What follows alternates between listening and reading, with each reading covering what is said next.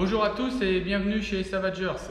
Alors dans cette vidéo, je vais vous présenter la gamme Hobby Passport.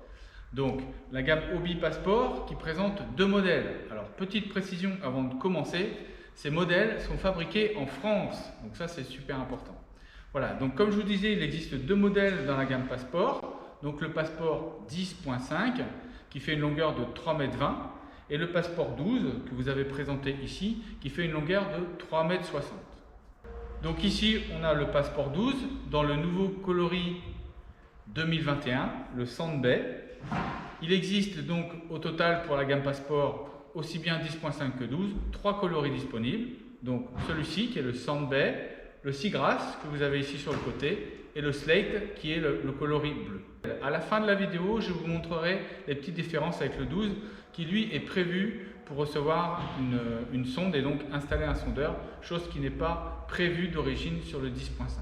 Sur le modèle 2021 et donc sur tous les modèles 2021, le Mirage Drive a changé. On se retrouve maintenant d'origine sur le modèle Passport avec le Mirage Drive GT Kick-Up.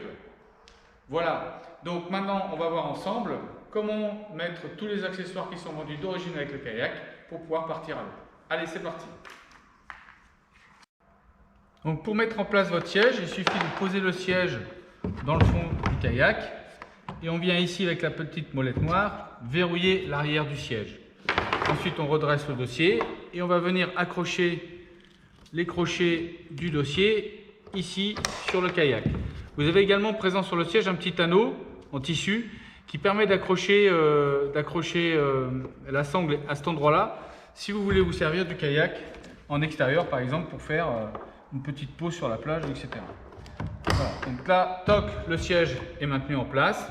Et ici, vous avez du coup les deux sangles qui permettent de régler l'inclinaison du siège en fonction de ce que vous souhaitez faire et de manière à trouver la meilleure position possible.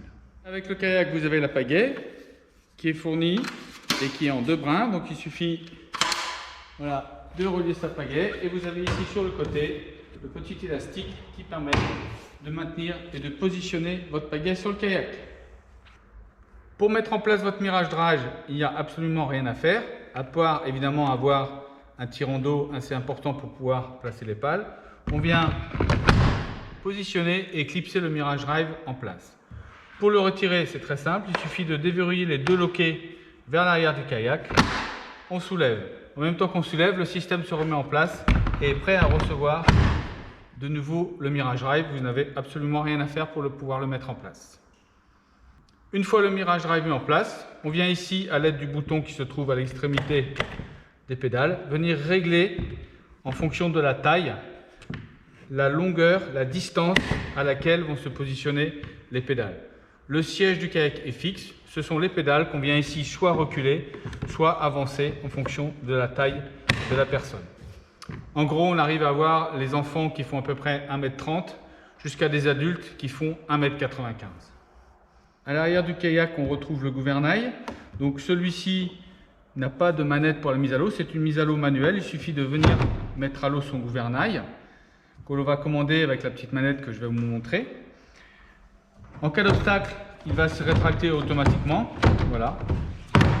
Et évidemment, on fait la même chose. On remonte manuellement le gouvernail à la main une fois qu'on est sorti de l'eau. La commande du gouvernail se trouve ici côté gauche. On vient du coup diriger le kayak grâce à cette petite manette. Également fourni avec votre kayak, vous avez ici la cale qui permet de remplacer le Mirage Drive si vous souhaitez boucher le trou d'accès et du coup utiliser votre kayak à la pagaie. Et le petit manuel d'utilisateur que vous pouvez retrouver en français sur notre site internet. Comme je vous ai dit au début de la vidéo, les deux passeports, le 10.5 et le 12, sont identiques au niveau des accessoires fournis.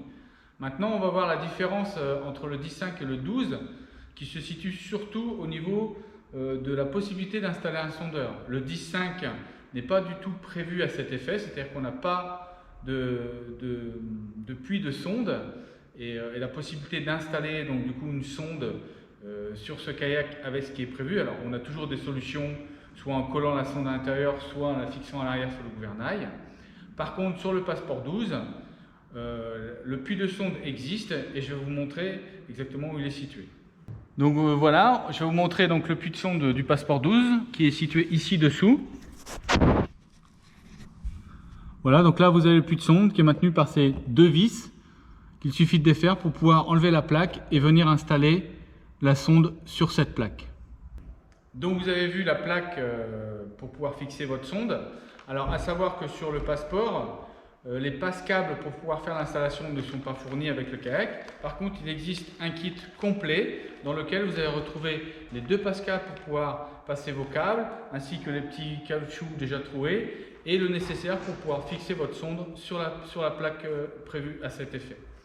Il existe également une option supplémentaire, donc c'est une plaque de sonde qui permet de venir fixer des sondes en extérieur, notamment pour les sondes comme la sonde triple shot chez Lowrance qui permet d'avoir un balayage latéral. Donc du coup, vous avez besoin de cette plaque-là pour pouvoir fixer votre sonde en extérieur.